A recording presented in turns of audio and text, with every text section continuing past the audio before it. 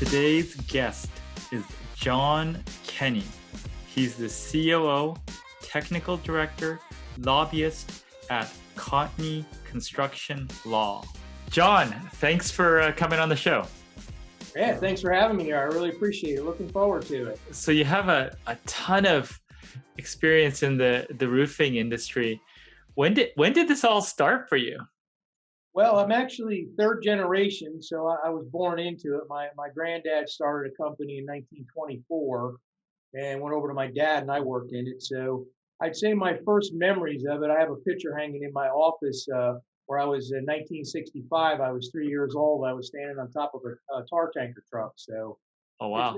it's been a long time. I really started pretty much not full time. I was still in school from the time I was about 13 on up.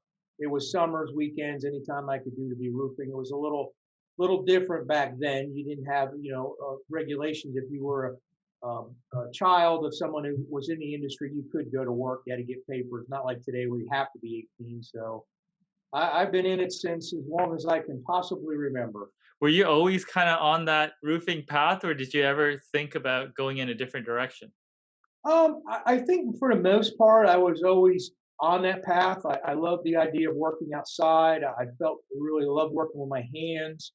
At that time, that's what drew me to it, being able to travel to different areas, different buildings. But I will tell you, when I was in high school, I did have a thought I love the weather. I still kind of get kidded around a lot now about being the weatherman because that's my hobby. And I did consider going to school to be a meteorologist, but I ended up choosing roofing, and I'm happy that I made the choice. A very, very, very good choice for me. Well, I think having the skill to predict weather is pretty critical in roofing, isn't it? Yeah, it is. I enjoy that part to be able to make the right weather projection once in a while. So it's a hobby and fun. Very cool. So you started, I guess, on the physical labor side, and then you moved into more managerial roles. Was that kind of your progression? Yeah, that's correct. I started working out in the field. I pretty much did every job from common labor up to journeyman roofing. And then I started progressing inside from there. I ran crews for probably about 10 years at the foreman supervisor level besides. And then I progressed in and learned estimating, learned more about proper management, went and did a lot of night schooling to learn a lot of techniques that I still use today. And then from there, just progressed on up, of course, more on the management side, and then all the way up through like chief operating officer position in companies. So yeah, I've really enjoyed my career over the years. Looking at sort of the roofing organization, the contractor organization, what are the common areas where companies struggle? Well, it's funny. We have a lot of conversations with people in the industry, and usually there's two types of people that actually start their own roofing company. And what I mean by that are two skill sets. Usually don't find a total mix of it. So one skill set is you're very sales oriented. You go out, it's about getting work and all that. And then sometimes you struggle a little more on the operational side of getting it done. Then we also see the opposite side of it where you're more operationally, adapt to putting it down, and then you may lack in the sales. So usually that's where we find most leaders and owners of companies falling into one of those two. And that's where they usually need the most help, is understanding the other, or really building the team around them to do the things. That's really what makes a leader strong in any company, for that matter, or any business or any field, is you do what you do best, and you hire people and get them on your team around you to accent you and do the things that you need, you don't do the best in. So we do a lot of work with that, helping people put their teams together. But I see definitely that's the main role. You always seem to be one side or the other. There are some exceptions that have quality that have done the whole thing, but that's where I see it. Which person has the easier path to a successful organization, the technical leader or the sales leader on average? Well, I'll tell you, that's a really great question. It's not really a straight answer. What I mean is no common answer.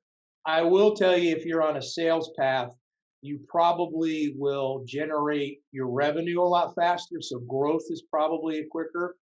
Operationally, though, you usually find out that if you So if you're sales and you can't find a good operation person to handle with you, you usually have a lot of struggles because you're bringing more work in than you can possibly do. If you're very operationally based and that's where you are, as long as you can get somebody to generate your income, right, get your sales going for you, you've got control over your field operations.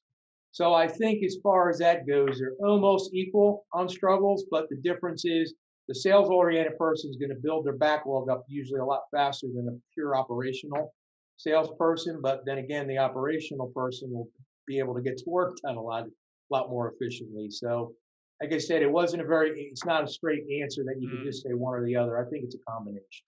So you're saying that it's the who that's the most important. It's the counterpart that you have to bring in, or is it some other thing that needs to be done, like a skill set to bridge that? Yeah, if I was to make one recommendation on the skill set, what I find in both sides, whether you're sales heavy or operational heavy, usually your business skills are not the greatest. So even though you could be the best roofer in the world or you could be the best salesperson in the world, you're usually lacking very much on the business side. So that's what I see to date. So that's where the skill set needs to be taught is Mm. business operate. Not operations or putting the roof down, but operations of your own company. Mm. So So how much finding of that sort of business knowledge is based on understanding P&Ls and materials, and how much is it based on having a structure, like a sort of an organizational structure, mission, vision, like how are that, what does that business side look like? Well, I would say on the as far as understanding the financials, the P and L, enough understanding of that. I'd put that between a 20 and 40% on that. I would say I go with the difference on it for the structure because any kind of a structure, standard operating procedures, how you run your company, how you get your message out, everything you do, that will make or break you, regardless of any of those three skills: business, understanding, sales understanding, or operational. It's all about the procedures to get you there. So that's probably the hardest thing I've learned over the last 40 years and knew I had to master was not, learning how to do financials, how to understand accounting and all that, not a big problem. You pick that up. But getting that skill set that really gets you to understand how to properly organize and get everything to come together and building teams and getting teams to work together that's a big part of it. So you talk about building teams. Were there certain mentors or resources that you tapped to really understand that, or was it just a lot of trial and error? How did it come together for you? Well, I think I first learned about team building all the way back out in the field. That starts with being a foreman. If you really want to be a successful foreman, and that would be in any construction trade, not just roofing, if you learn how to run your crew as a team, you will be very productive, efficient, and you'll also have the respect of the people that work on your team. That is a game. So that's an experience you got to really learn as you go. So then when you come inside and you're trying to build teams, larger teams that consist of, accounting, HR, I mean, all kinds, sales, operational, that really you want to lean. I always found I did a lot of reading. In fact, back then we didn't have the internet when I first came up, so it was really book reading and learning that way. So I really enjoyed, I read a lot of leadership skill books. I definitely read a lot of like Navy SEAL, operational military, all those type of things. If you can learn the strategy is a big part of any business or operational game. And there's nothing better than the military. And it doesn't just have to be U.S. military. I've read a lot of military structure books from different eras of the world and different parts of the world. That's a big key strategy. What are some of the more recent things that you're working on? Because I know you're continually improving yourself as part of this process. What do you currently start to target in terms of improvement? Well, I always like to, I'll always like to read subjects on sales, and then I like to read strategy and continue. There's always new strategy. Right now, not to jump onto the political side of where we're at, but political strategy of running campaigns and going back through history, another great way. It's just fantastic to read about you go back to Roosevelt and different eras of American history and see how they got their messages out and how they did it. Oh, history is a great teacher of learning to do better in the future. So I always like to get onto that. And of course, today you have the advantage. I love YouTube and I love the videos and the different things you can really drill down and podcasts and all that. It's fantastic. So I always try to build, I try to round myself. I try to build on the sales side, I try to build on the strategy side, and then I try to learn something new. So I always want to save time to be able to read, video, watch, learn something that I didn't know prior so that I pick up a new skill set. And you brought up something that I really wanted to ask you is history. You love history. I love the stuff you post on social media about sort of the things that you have. I believe photos and things that have highlight different eras. Did that sort of start more recently, or were you always interested in history? I've always been interested in history. I really, when I first started in the 70s in roofing and around my family business, there was a room we used to call it the nail room. Basically, what it was a small storage room, and I started exploring in there as a young man, and I would find things from the 20s, the 30s, and the 40s. I'm like, wow, this is cool. You find different things, and then you didn't realize what then exactly it was, but I just kept it. I liked the picture that was on the catalog, or I found some piece of equipment that was different. Then as I got older, I'm like, this is really interesting. And I started researching. And you're right, I have a pretty extensive roofing history and construction history. I love old photos because I collect as many of them as I can find in original prints. Because once they're gone, they're gone. So I try to get them, preserve them. I do load everything digitally for that reason. So there's always preservation. But history always tells a story. And even if you follow, and what I really like is take roofing industry. If you start back there and come so far, you got American history. There's companies that have roots back to when George Washington and the Revolution, and they came through the 1800s and 1900s, and you can follow their progression of products and systems that they brought out that really tightly follow the whole economic drive of the United States through those areas. And it's truly amazing to go back and, as you've seen them on my post, you find a sales or a collection letter from 1900 or the 1890s, and the penmanship is absolutely superb. And it's kind of, somebody send you a collection letter, but you were happy to receive it because it was so well written.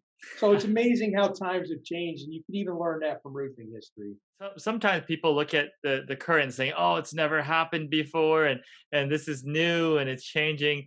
But if you look through history, there's always change. So what does sort of your understanding of history teach you about new products and adoption and all that stuff? Well, one thing is when you study through history and products coming out, you will find out the ones that they thought were going to be the new revolutionary product, and it turned out, excuse me, turned out to be a failure. So, but by looking back in history, you have the opportunity to study why it was a failure and what went wrong. And of course, like today, when they did it, just like today, when you're doing something, you don't know. So what I like to go back is, especially in businesses and how they expand it and manufacturers bringing out products, is to look at the trail, what was successful, watched how they marketed those products, how the marketplace took on to them, and if they were successful, believe it or not, you can mirror that today and still have a successful program in whatever you want to do. And by darned, if you look at the ones that failed, you can pick out any point of history and find out they basically repeated history and they did the same thing. And guess what? They failed.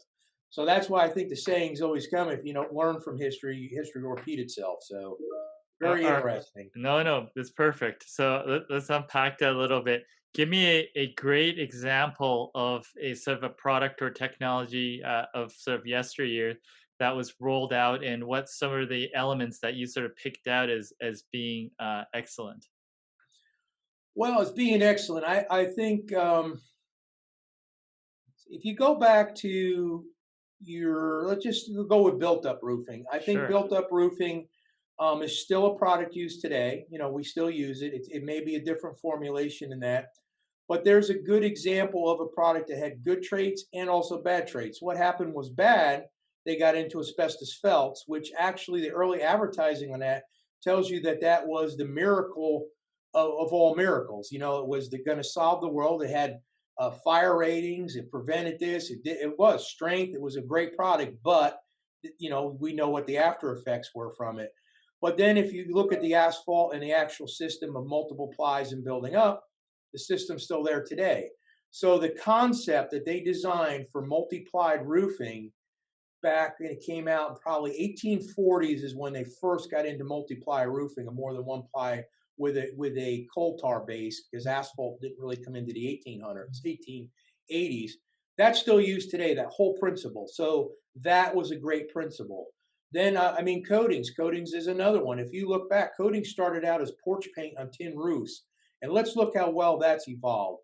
I mean, I know through my life cycle, coatings did get a bad name at certain points. They had a great name, but I think coatings is a really great and it's not a great story because the industry stuck with it. They improved it. They got it to where it was, and it's now it can be used to preserve roofs, extend lives, and other things. So I think coatings is a success story.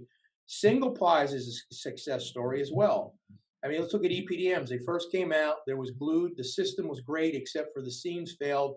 They developed better seams. Then they got into the heat welding, and it's a product that's probably 80% of the marketplace today. So now it'll be great to look back on. I know I won't be here 50, 60 years from now to see how the story ends, but it's a good story. Out of your collection, what is the most sort of treasured thing that you own or you have? Well, let's see. I think I've got some rare stuff. I've got stuff that dates back to the early 1800s that are original, so like 1820s. I think, though, as far as we'll call it a prized possession that I really like, the Library of Congress roof in the 1820s, no, in the Congress, actually had a leak in it, and because it was the Library of Congress was underneath um, the Congress at that time, they actually had to be brought before the like 20 whatever seventh Congress to actually testify and explain why his roof failed. And then they made judgment upon him in front of Congress that he had to go fix the roof. Well, I have the original transcripts from that congressional session. That it's all about roofing history. It actually has drawings of what was done. It has the whole history of that entire outcome of a poor roofer. You know, I call him a poor roofer. Some guy probably tried to do the right thing, and he ended up going before the United States Congress, and there was an actual ruling that made him go repair the roof. So there's a good piece of history. It's the value of it, you know, who knows? But I think historical value of it, especially in the industry, is great. You know, and then we have other things, a lot more flary things. We have, you know, we have some real rare manuals. Both Trent and I do. Trent has a great collection too. Trent has a lot of signs. I go more for the historical stuff, the billheads, letterheads, early manuals. I have a couple original pieces, but I think the oddest piece I have is I have a 1972 Soviet Union government guide to how to put roofs down. It's all in Russian, and it's really pretty neat. So I think that's probably one of the odder pieces I have. That's awesome. So you're talking about roofing and then sort of contractor construction as a whole. If someone that was not in roofing, but they were a contractor or in construction, was going into roofing, what would they need to know that would be specific to roofing in terms of running a business? Well, I think a lot of the advice that I give to people coming in, even though roofing is a business and it is in the construction industry, roofing companies run completely different than most other businesses. There's definitely no doubt about that. I've seen it happen. I've learned it. I've experienced it. So one thing that, and I think you touched on it before when you asked me the question about skill sets. I have seen more companies fail because they did not have structured procedures in place on for anything, you know, and it starts with how you sell, to how you bring the job in and set it up, to how you do the job, your customer service, your closeout. And then a lot of them do that well and they forget about something. You still have to bill and collect your money on time. So I think you know, everyone probably that's going to come into the roofing business has enough construction experience or they learn it. They're going to have a skill set sales like we talked about. But structure, if you don't have a solid structure in place, it's the stats will show that about 85% of businesses without a proper structure will fail in the first 2 years. Mm, So that's a high failure rate. So mm. that would be my recommendation. If you Yeah. don't know how to do it, get with somebody that does know how to do it and get your structures in place. To what extent do you document? Because I've heard various things for various industries on how detailed they go. For the roofing industry, how granular do you get with the sales process, and what level of flexibility is there on that process? Well, on sales, I think the more structured you are, the better off you're going to be. It should be very granular. You should have how many calls you're going to make in a week. You should definitely have, I'll call it a filter. That's my word I've always used. You should filter what you're going to bid, what you're going to go after. You should know what your company's strengths and weaknesses are, what you're good at, what you're not good at, what you'll make money at, what you won't. Filter your incoming work by that. If it's something you're not good at, you're better off 9 times out of probably 9.9 times out of 10 walking away from it. So that all starts in the sales process. You filter your stuff as it comes in.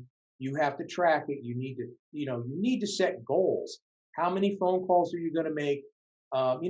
We all know in the industry, any industry, when it comes to sales, you're not going to make. You maybe if you get lucky, you'll make it on the first or second try, but you usually have to talk to somebody 5 to 7, maybe 8 times before you're going to close on a deal. Have all those structures in place. You cannot be too structured or granular on sales. That's for sure. You've been an operator inside a very large roofing organization. Now you're in a new role. What has changed for you with your new role? Well, I think when you're on this in the field, right? You're doing your work. You're in the they're doing it. You're whether you're COO, estimate, or whatever.